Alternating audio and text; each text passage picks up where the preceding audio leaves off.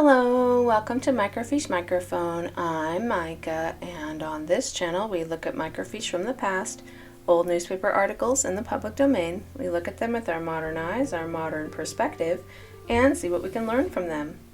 On this microfiche time capsule, we are looking back at the improvement era from June 1935.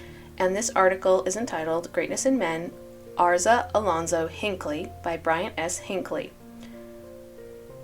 president of Liberty Stake. Yeah, the coincidence? I think not. I believe they were brothers? I want to say they were brothers. I'll have to look that up to be sure. And this little star at the top goes down to the bottom of the page. It says, although Elder Hinckley was christened Arza Alonzo, for years he has signed his name Alonzo A.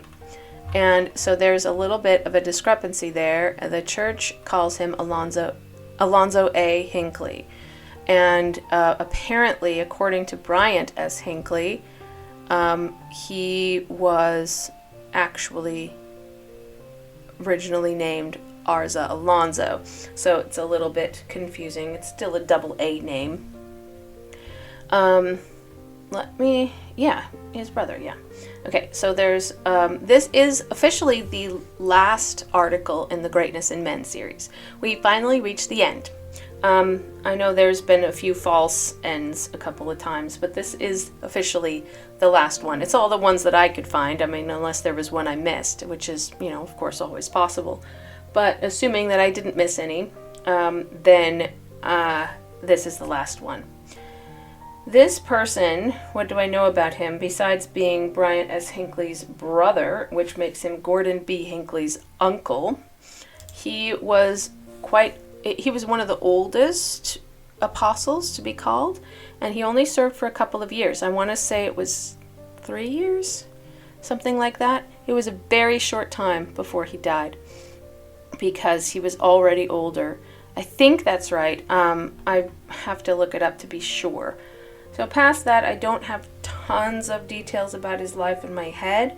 I did write an article on him, and I would be happy to do my fact checking from that article instead of Wikipedia.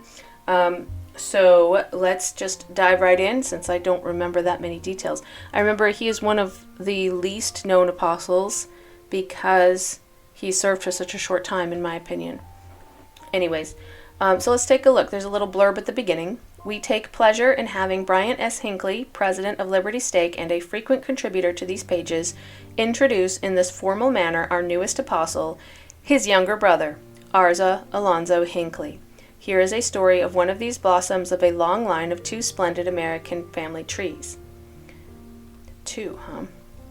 It seems like one, All right, first of all, there's a portrait of him. This is Alonzo A. Hinckley. He looks kind of stern, He's almost has like a formal look to him, but it could just be the formality. There's also a couple more pictures. It says A. Hinckley and his wife about the time he filled a mission to Holland. Oh, that's right. He served his mission in the Netherlands. I want to say he served twice there. I'm not sure. Let's double check. All right. 4 things a man must learn to do if he would make his record true. To think without confusion clearly, to love his fellow man sincerely, to act from honest motives purely, to trust in God and heaven securely. Henry Van Dyke. The progress of the world waits upon the feet of thoughtful men who do their own reckonings, and who never lose their moorings, who are not carried away by every wind of doctrine. Such men constitute the bulwark of free government, the foundation upon which social security and moral progress rests. The value of any civilization is measured by its men. The output of factories, the production of farms, the speed of trains, the convenience of communication, the command of resources, the control of the forces and factors which contribute to human comfort mean, in the final, very little, unless expressed in rugged manhood. Libraries and laboratories, schoolhouses and church spires, and with all that they symbolize, are valuable in proportion to their ultimate contribution to character development. The highest values of manhood are measured in these terms of thoughtfulness, intelligence, honesty, courage, kindness, and human understanding. When a man possesses these virtues at their best, he is the noblest asset of the world. There's a lot of philosophizing at the beginning here. Alonzo A. Hinckley holds in fine combination these basic essentials. In mental and moral fiber, he ranks among the strong men of his time. In sympathy and human understanding, he has few, if any, superiors. He thinks always in terms of human welfare. He acts always in the interest of justice and righteousness. All his efforts are constructive, stabilizing, and progressive. His inheritance and his surroundings have contributed to the development of a thoughtful, self-reliant, sympathetic man. His parents and their forebears were pioneers. 300 years ago, Samuel Hinckley, the English immigrant, landed at Scituate, Cape Cod, bringing him the best ideals and traditions of his native England. He was a resourceful man of robust courage, 46 years of age. The New World made better for his coming. His descendants are among the pioneers and patriots of America. Alonzo Hinckley descends in a direct line from Samuel through his son, Thomas Hinckley, who was governor of Plymouth Colony from 1680 to 1692. The record declared him to have been a man of worth and piety. I don't understand this. I've never understood this, and I will never understand this. People praising their ancestors. 1680? Like saying that his family moved to the U.S. at very early. I mean, I know a lot of people are proud of that, but like saying what a good person your ancestor was in 1680. Seriously? What does that have to do with you today, you know? Nothing. Like less than nothing. It's completely irrelevant. Because you're making it sound like if you were descended from, let's say, a convict who was shipped to America, does that make you of less worth as a person? Or less able to be a good person than if your ancestor was a really noble person and has a lot of integrity or whatever, like they're saying here? Like, is it better to be descended from a good person than it is to be descended from a not good person? I feel like it doesn't matter at the end of the day. What matters is what you do yourself. Yeah? That is my opinion, and it's frustrating to me when they go back to 1680. Alright, here's a couple of pictures. Ira N. and Angeline Noble Hinckley, which are their parents, I'm pretty sure. And then there's another little skinny picture here. Alonzo A. Hinckley and Rose May Robeson. At the time, they were students at Brigham Young Academy, Provo. So is that his wife? That was clearly cropped from a family picture. So I'm not quite sure why they included it. Oh, here we go. Mrs. Hinckley and her 9 living daughters. Afton, Mabel, Susanna, Angeline, Ethel, Mary, Nellie, Beulah, and Zina. That is quite a family, and those names are very dated. Not quite all of them, but most of them. Like Ethel, Beulah, like Zina even, it's just Mabel, Afton, those are very dated names. It's funny. Alright. I mean, I'm sure some people have dated names today that won't stand the test of time, but I guess he didn't know it at the time. On his mother's side, he descends in a direct line from Thomas Noble, whose family is equally distinguished for its pioneering and patriotic service. Alonzo's great-grandfather, I'm going to kind of skim this really quick. I'm going to read it really fast, okay? So if you don't want to hear it, just skip ahead a couple minutes. Alonzo's great-grandfather, Lorenzo Noble, died of a fever contracted while serving in the War of 1812. Although the family record is far from complete, it gives the names of 37 who fought in the French and Indian War, 51 in the American Revolution, 73 in the War of 1812, and 80 in the Union Army. Members of the Noble family were among the early settlers of all the Noble and Western states. They were pathbreakers and city builders. Alonzo's father... Okay, now we're getting to our parents. Okay, that's good. Alonzo's father, Ira N. Hinckley, came to Utah in the fall of 1850. He was a widower, 22 years of age, with 1 child, having buried his wife on the plains.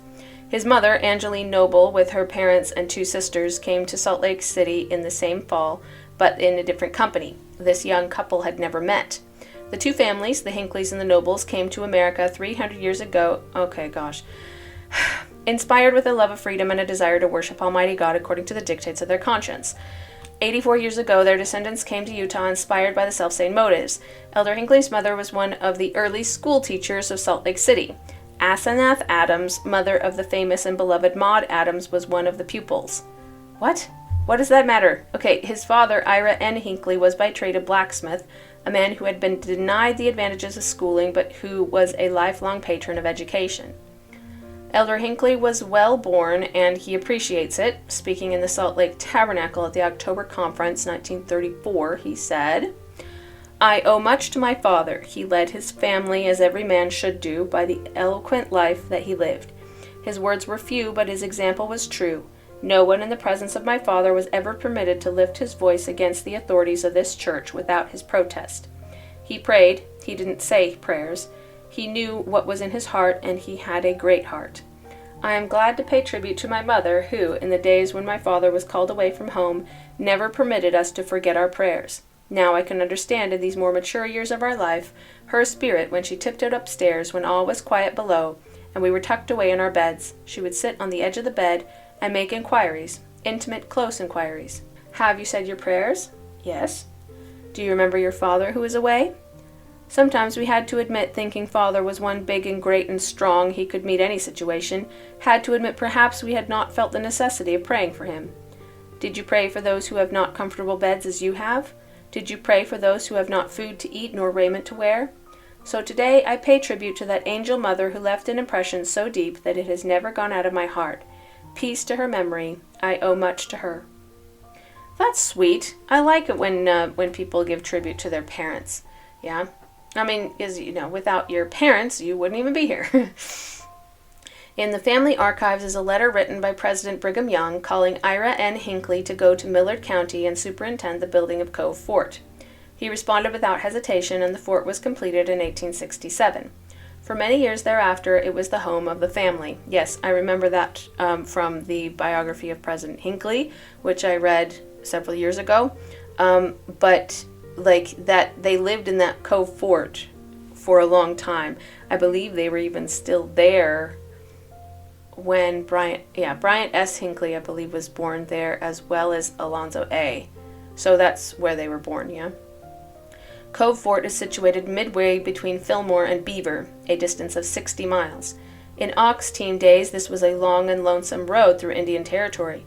It was built as a protection against the Indians and border ruffians. Under Ira N. Hinckley's management, it proved to be not only a place of security to weary travelers of those early days, but a haven of rest and comfort. On April 23, 1870, Alonzo Hinckley first saw the light of day in this historic place. 60 years ago, his father was made president of Millard's Stake of Zion. As a boy of 4 years, Alonzo moved with his mother to Fillmore, where his childhood and youthful days were spent. Here he worked on the farm in the summer and attended school during the winter. When 13 years of age, he entered the intermediate department of Brigham Young Academy, remaining in the school for 2 years, afterwards attending the Millard Stake Academy in Fillmore. He returned later to the Brigham Young Academy, where for 2 years he pursued his studies in the academic department. His early education was not neglected. For a young man in his impressionable years to know Dr. Carl G. Mazur was a good beginning. That great teacher never left a boy as he found him. Apostle Hinckley taught school when he was a mere boy, and the school was a rough one. On the outposts of those days, it required courage and physical prowess, as well as scholarship and technique, to master a school of that kind. Oh, that sounds terrible. Seriously, through his fearless stand for order and discipline, he won the admiration of the community. 10 years later, on his return from Holland, he taught for a brief period.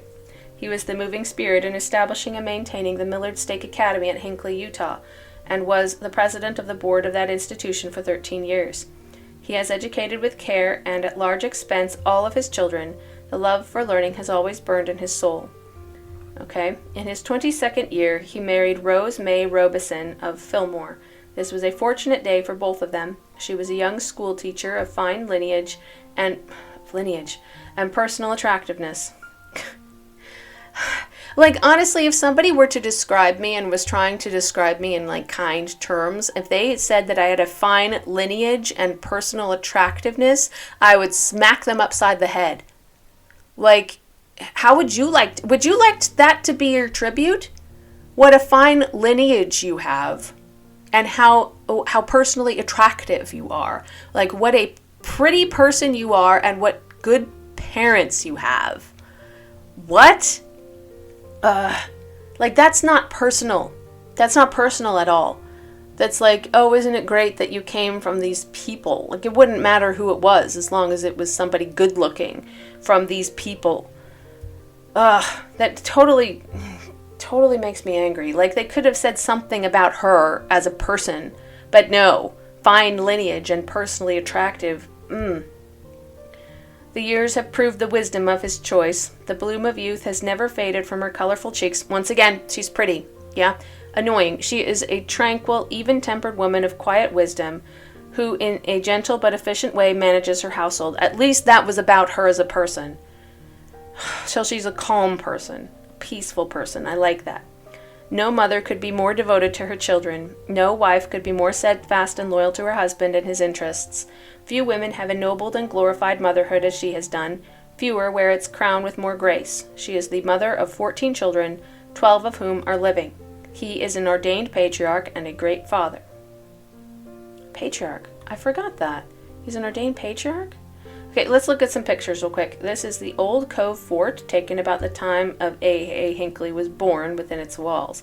I mean, look how small it is. Geez, that's basically the size of a large house. Like a very large house, but still. Like, that's tiny, considering how many people lived there. And they basically had to live on top of each other. Sheesh. Here's another one. Elder Hinckley and his 3 sons, Harold, Rulon, and Arza. I hate the style of pictures back then. Everybody looks so stiff and formal, and they all look angry, you know? I don't know. Either sad or angry. There isn't much romance in pioneering. There is too much real work to be done, but this home has always been a happy one. A home where economy, work, and worship, that glorious trinity of virtues upon which the well-being of the world rests, were practiced and delightfully inculcated. For 43 years this couple have walked together through sunshine and shadow.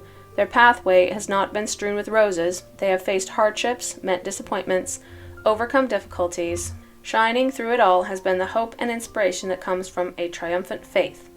They have been blessed with the following children: Lois, deceased; Harold, Afton, Mrs. Frank Badger; Rulon, Mabel, Mrs. Ivan Burgoyne; Suzanne, Angeline, Ethel, Mrs. Stanley Irvine; Benjamin Ira, deceased; Mary, Mrs. Frank Craven; Arza, Nellie, Mrs. Byron Jones; Beulah, and Zina. I count 14.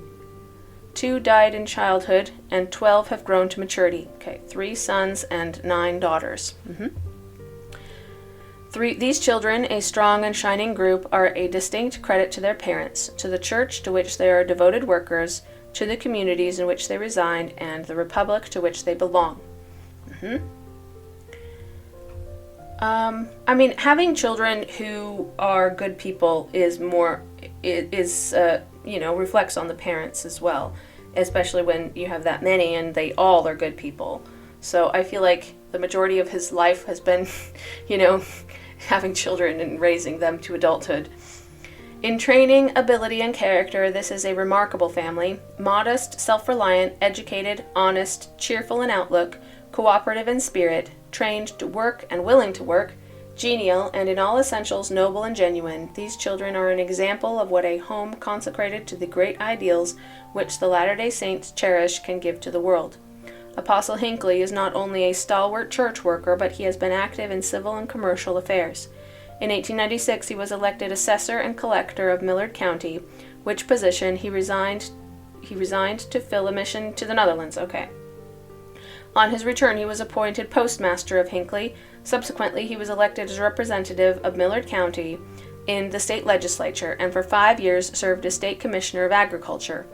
Referring to his work in this capacity, Governor Charles M.R. Mabie said, imagine having a name like Mabie. 20 years ago, we were closely associated in framing laws for a good of the state. My attention was soon called to A. Hinckley's ability in selecting good legislation and rejecting the bad. His ability in getting to the heart of any subject was uncanny, and I sought his advice many times. Above all, I found him to be aggressively honest and loyal. When the people of Utah elected me to the governorship and the reorganization of the state's administrative system was well underway, the question arose of finding a man to handle the newly created Department of Agriculture. Someone mentioned A. Hinckley of Millard County. To me, the thought was an inspiration. I sent for him, told him what I wanted, and received his reply. I do not seek this position, but if I am needed and you think I can fill it, I will gladly accept. I like that attitude. Needless to say, he swiftly put the department in order, and for 4 long years disposed of its business with efficiency and dispatch, at a time when agriculture needed a touch of a guiding hand. One act of his always impressed me as reflecting the man's true character. It was several days before I went out of office. He called to see me and presented a letter which he asked me to read. It was his resignation. I was dumbfounded, as his term of office did not expire for several months. His simple remark was, "I go out with my chief." Here was something new in politics. Here was a man willing to go up or down with his file leader. Usually it is not done that way. Can you wonder at my regard for him is so great? Yeah, that is unusual. For 30 years he made his home in Hinckley, Millard County, a town named in honor of his father, Ira N. Hinckley, yeah? As a boy, he worked for his brother-in-law, Lafayette Holbrook, in Frisco, Beaver County, and subsequently for another brother-in-law, William A. Ray in Deseret, Millard County, both of whom were engaged in the mercantile business. This was a most valuable training and experience for Alonzo. These men were both capable businessmen and men of unquestioned integrity. In 1893, he established the Hinckley Cooperative Store, which he owned and managed for many years. In the meantime, he acquired some extensive farm interest in this locality, and through wise management, he was soon recognized as one of the most successful farmers in the state. His love for the soil is second only to his love for humanity. Okay, so he's a successful farmer and working mercantile, yeah? He has given long and valiant service at home and abroad to the church, which has honored him with a high place in its councils. At home he served as counselor to the bishop in the Hinckley ward. He succeeded his father as president of the Millard Stake of Zion, and for 27 years presided there, and these were eventful years. This was a major job. While living in Salt Lake, he was called as a special worker in the Salt Lake Temple, and taught in the high priest's class in Capitol Hill ward.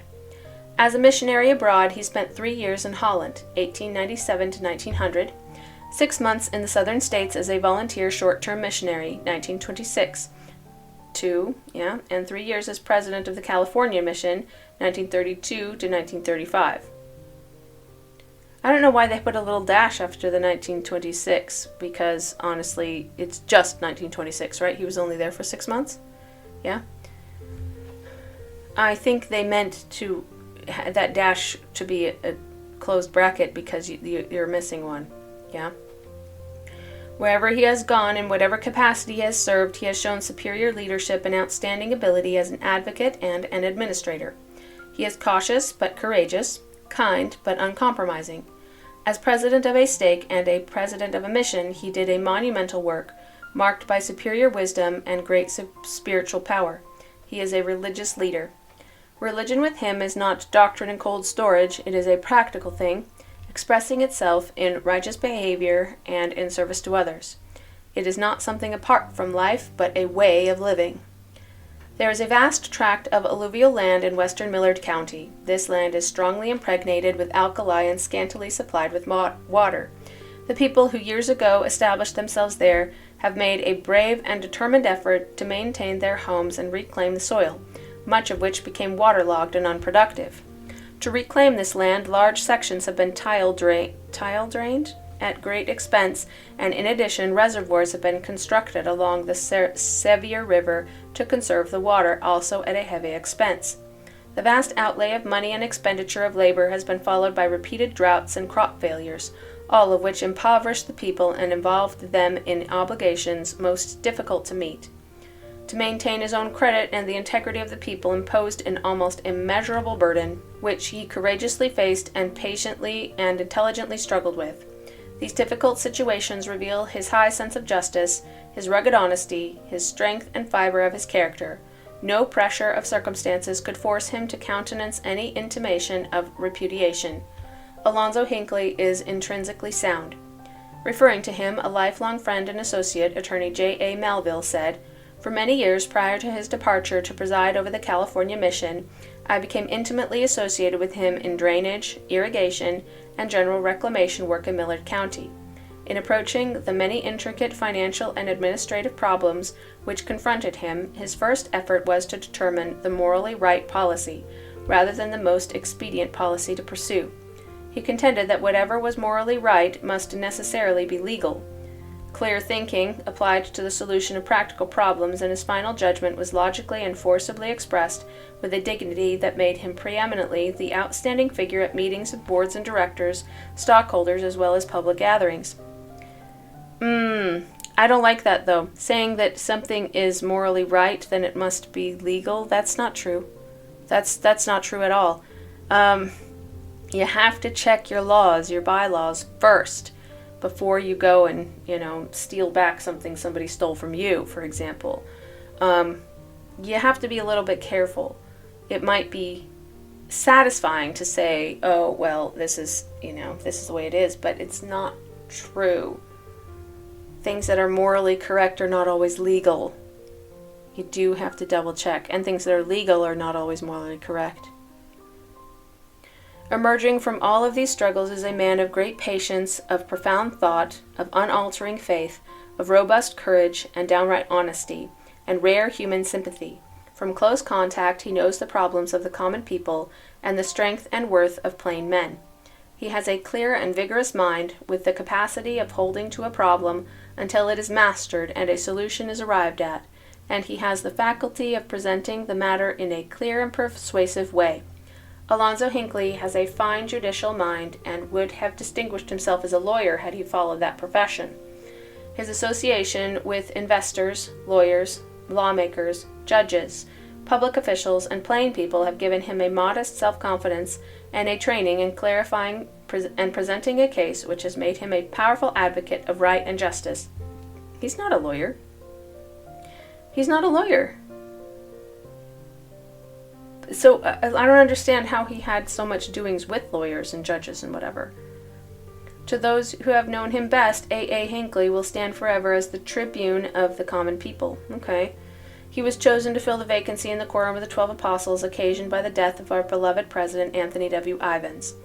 In experience, training, mental power, and sympathetic I hate it when they break up a word. Continued on page 352. Understanding, I'm guessing? 352. So understanding is correct. Understanding. He bears a strong resemblance to that illustrious leader. Beneath a serious surface is a deep and delightful sense of humor, which best manifests itself at home or in a family group. He is eloquent at the fireside. His father before him was. Humor was not the dominant note in his life and is not frequently displayed in public.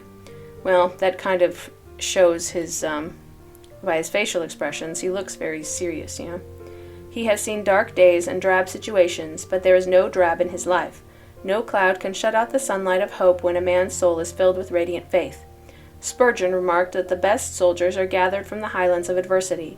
This is exemplified in the selection of Elder Hinckley for a place in the Quorum of the Apostles.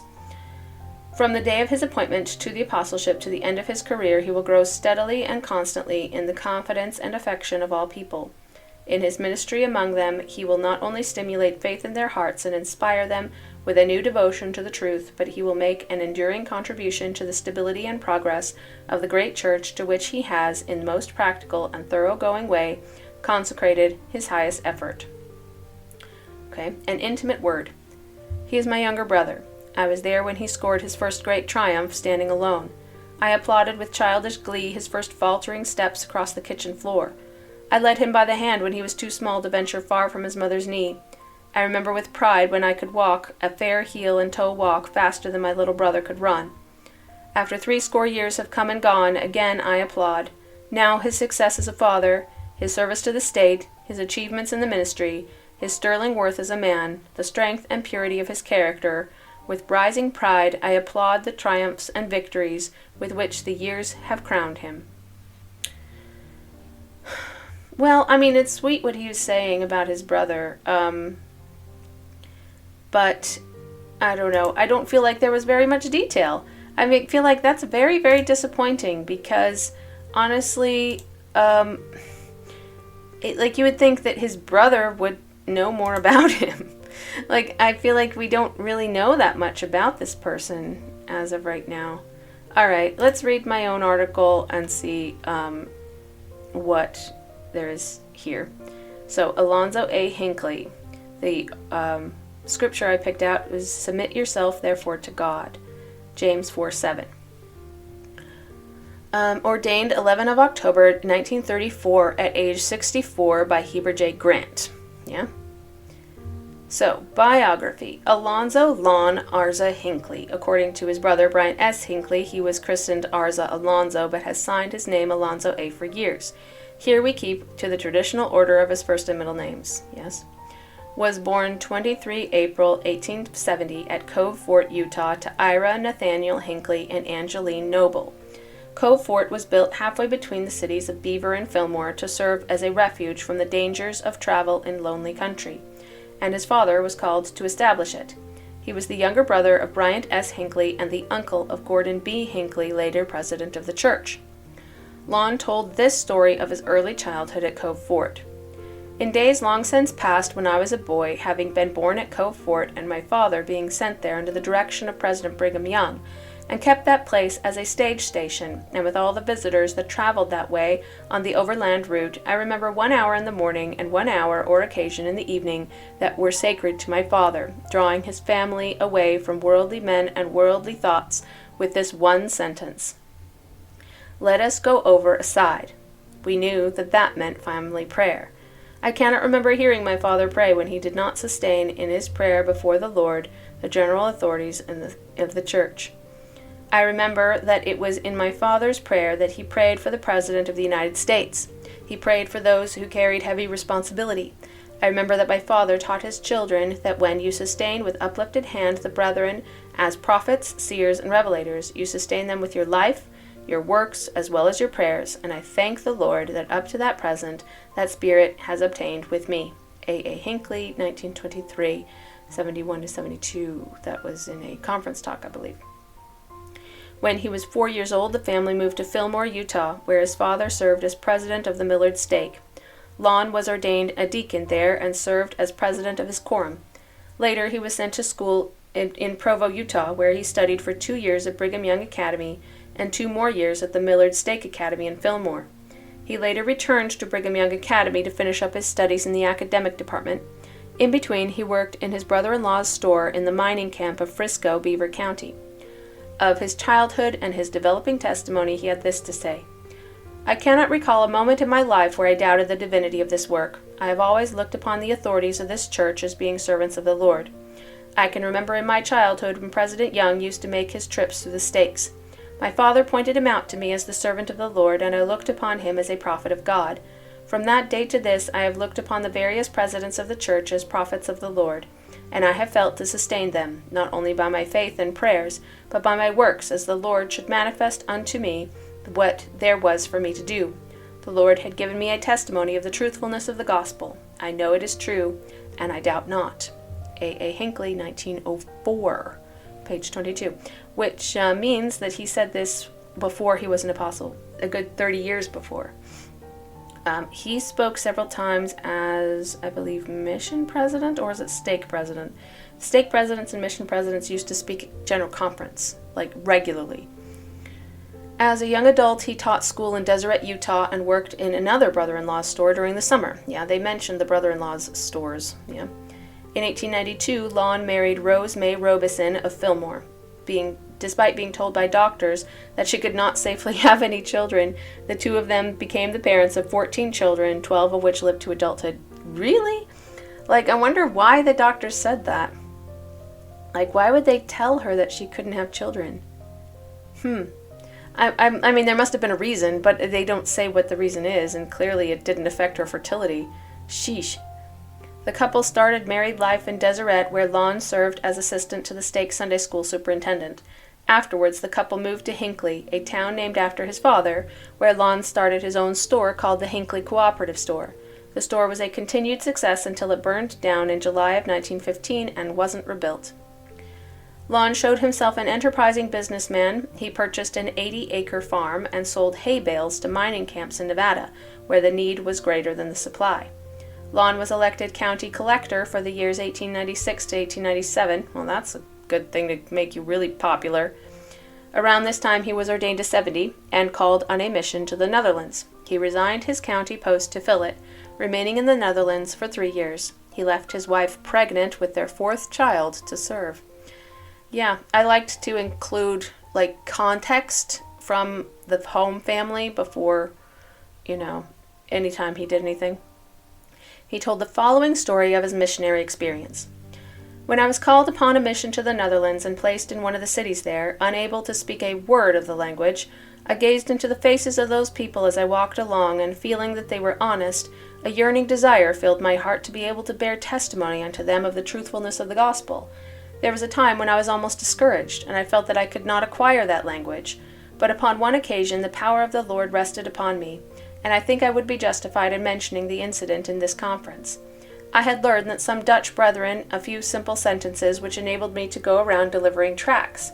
As I delivered each tract, I would say that it was a Latter-day Saint tract, and that I would call for it in a few days, but if the people wished to converse with me, I could not understand them. One Friday, Brother B.G. Thatcher and I were out and gathered nearly every tract, leaving about 12 out. He was called to remain in the office at Rotterdam on the morning when this incident took place, and it occurred to me that inasmuch as I was able to ask for a tract, I might as well gather these tracts that were still out. The first house I went to, the lady opened the door, passed me the tract, and said, "Who are you?" I could understand that, and I had learned to say that I was a missionary, representing the Church of Jesus Christ of Latter-day Saints. She said, "Why didn't you say Mormons?" I did not realize at the time that a change had taken place in my hearing through the power of the Lord, but I could understand every word that the lady spoke to me.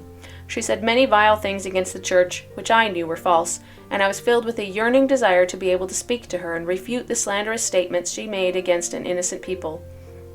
I testify to you, my brethren and sisters, I did receive upon that occasion, through the power of the Lord, the gift of tongues sufficiently to bear testimony to the divinity of the work of God, and to defend an innocent people. So much so that the woman herself was impressed by the Spirit of the Lord, and she broke down in tears and said, "There may be bad people among the Latter-day Saints, but I know that you are a servant of the Lord." A. Hinckley, 1904, 22 to 23. Yeah, this was right after his mission, I think. He served until 1900. Just after. It was a couple years after, but... His mission president in the Netherlands was President Reuben S. Wells. He was of the presidency of the 70. I think we've talked about him, actually. He loved his mission president and had this to say about him. "I am exceedingly happy this morning. We have just listened to the remarks of Elder Reuben S. Wells. My heart has thrilled as he has spoken unto us. He was my mission president in days long ago, while upon that mission the Lord sent unto me a son, and it was in the heart of the mother of that son to name him Reuben. I loved this man to the days of my younger manhood. I loved him for his faith, for his devotion, for his tenderness. I love him today. As I sat here today, I looked upon his face, heard his ringing testimony and his declaration anew of the first principles of the gospel and of their fundamental endurance, of the part they take in every action of our lives. I was fed. God bless him during his remaining days with peace and all the sweetness that he has earned." A. Hinckley, 1933, page 50. Still pre-apostleship. And he named one of his children Reuben, after Reuben S. Wells. That's kind of impressive. Upon returning from his mission, he was ordained a high priest and called as counselor in the bishopric of the Hinckley ward. He was also appointed postmaster of Hinckley, which he filled for several years, eventually resigning because he could no longer give the post his personal attention. He was quite concerned with the education of the community. He was the motivation behind the establishment and maintenance of the Millard Stake Academy in Hinckley, Utah. He served as president of the board for 13 years. In 1902, a year after his call to the bishopric, he received a call to serve as president of the Millard Stake, succeeding his aging father. The patriarch of the Millard Stake asked President Hinckley if he may give him a blessing shortly after his calling as stake president. President Hinckley consented, the patriarch having been his teacher in the Aaronic priesthood as a boy. He found himself surprised when his former teacher proclaimed, "If you continue to labor with the zeal you have started in with, you will be numbered with the 12 apostles of the Church of Jesus Christ of Latter-day Saints." He humbly requested that the patriarch and his scribe never tell anyone what was said. He didn't even tell his family about the prophecy. He only revealed it after he was called as an apostle. Alonzo A. Hinckley, An Incident and a Prophecy, 1937, page 54. It was not uncommon at the time for stake presidents to speak in General Conference. His first conference address was as stake president of the Millard Stake, and here was his report. On the 21st of next month, it will be 2 years since I was called to take the position that was filled by my father for 25 years in the Millard Stake. It is one of the largest stakes geographically in this state, having the same boundary lines as Millard County. I have 11 organized wards with a population of 6,000 souls, a little over 5,000 belonging to the church. We are united in our labors, and the people are a good people. The population of the stake remains about stationary, and has done ever since I can remember. And I was born in Millard Stake. A. Hinckley, 1904, 21-22. Despite his expectation that a stake would remain static shortly thereafter due to unprecedented growth in the county, the Millard Stake was divided, and President Hinckley was called to serve as president of the newly organized Deseret Stake. The reason for the sudden growth was as follows. There is no county within the state of Utah that has as much available land and as much water that is available to apply upon this land as the county of Millard. A. Hinckley, 1911, 82-83. As stake president, he was described as a father to the people in that area. Many sought his advice on personal matters. In 1916, Lon represented Millard County in the state legislature, and in 1921, he was appointed State Commissioner of Agriculture by the governor and was retained for a time 4 years later when the political party changed. In 1926, he served 6-month volunteer mission to the southern states under President Charles A. Callis. He very much enjoyed serving in a missionary capacity and made these remarks about his experience in Florida. I have been privileged the last few months to be in the missionary field under the direction of President Charles A. Callis in the Southern States Mission. I was assigned to the Florida Conference. Not being acquainted with the other conferences of the Southern States, I am prone to believe, from the short experience that I had in Florida, that perhaps the Florida Conference is one of the choicest conferences in the Southern States. I bring to you the greetings of the saints in Florida, and I can speak of them as saints. The majority of those who are members of the church are devoted to their service to the Lord. I have felt that it is one of the greatest opportunities that had come into my life to be privileged to become renewed in the spirit of proclamation, even the proclamation of the gospel of Jesus Christ, to feel the missionary spirit, to feel the spirit of testimony, to be associated with young men in the Florida Conference. I speak of Florida frequently as of Holland. I don't know why it should be after a lapse of 25 years when I speak that I should mix the names of Holland and Florida, only for the same spirit of testimony which is discovered. A. Hinckley, 1926, 96-97.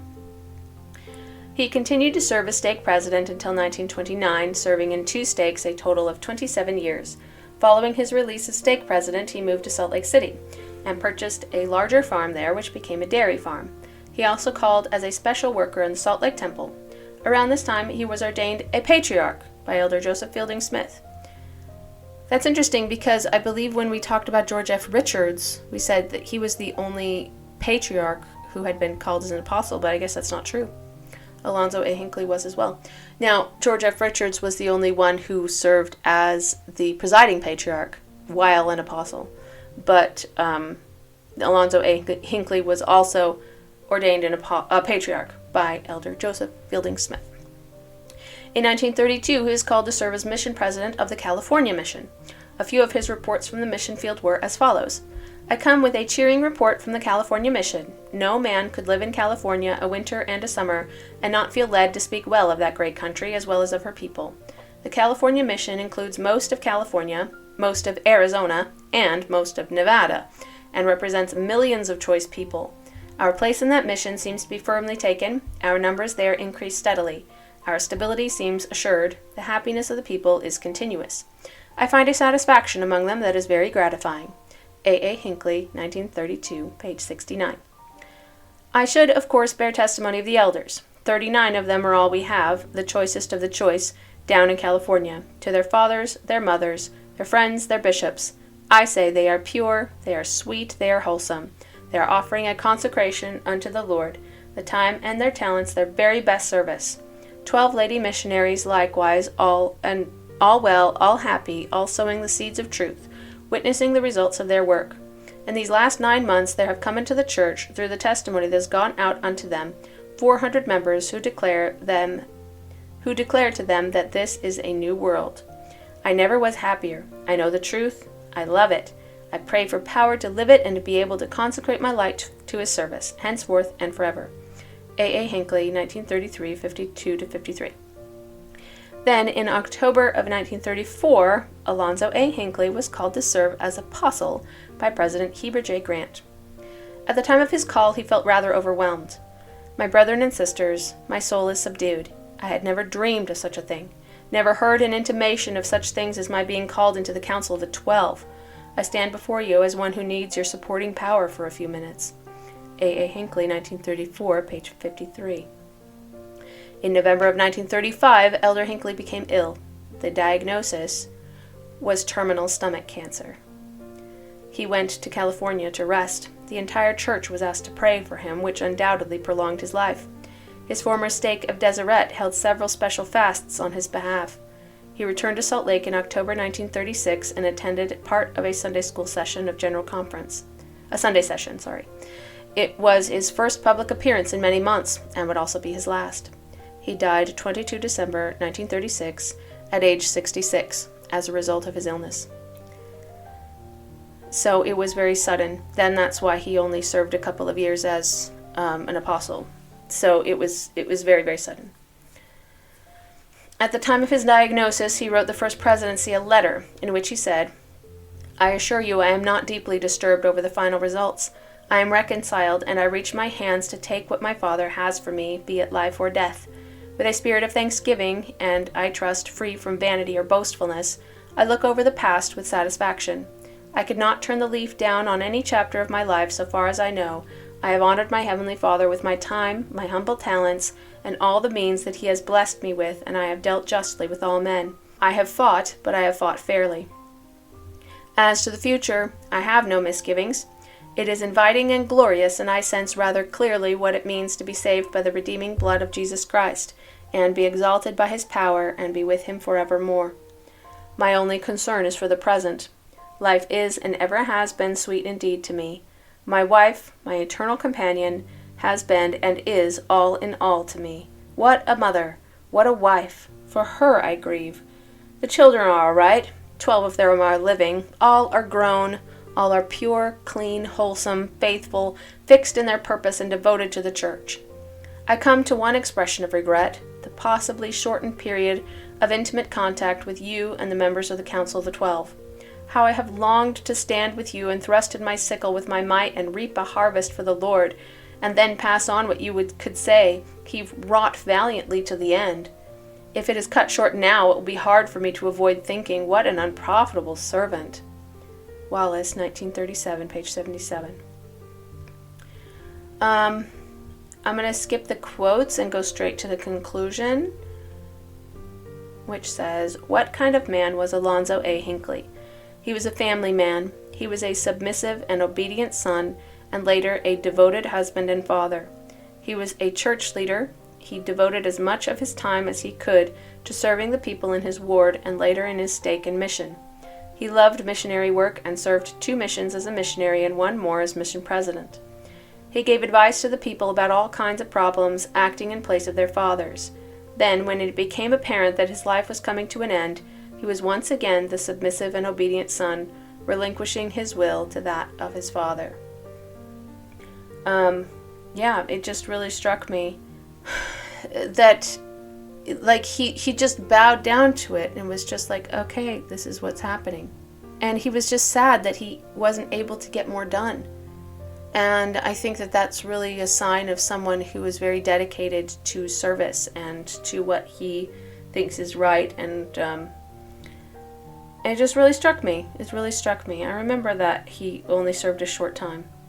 Yeah, it was shortly after his calling, and then he was diagnosed with stage 4 cancer. I mean, it kind of sucks. You're just like, oh, right, let's get some stuff done. And then it's like, oh, never mind. I guess somebody else is going to have to do it. And it's really sad to me, that's all. Anyways, so I feel like I've already said everything that I think about him in the article. So I don't really feel the need to expound too deeply on it. But let me know your thoughts about Alonzo A. Hinckley and his life. And did you know who he was beforehand? I'm curious. if the name rang a bell or if it was just a brand new name for you. Anyway, let me know in the comments down below, and please give the video a like and subscribe to the channel, and I hope to see you in the next video.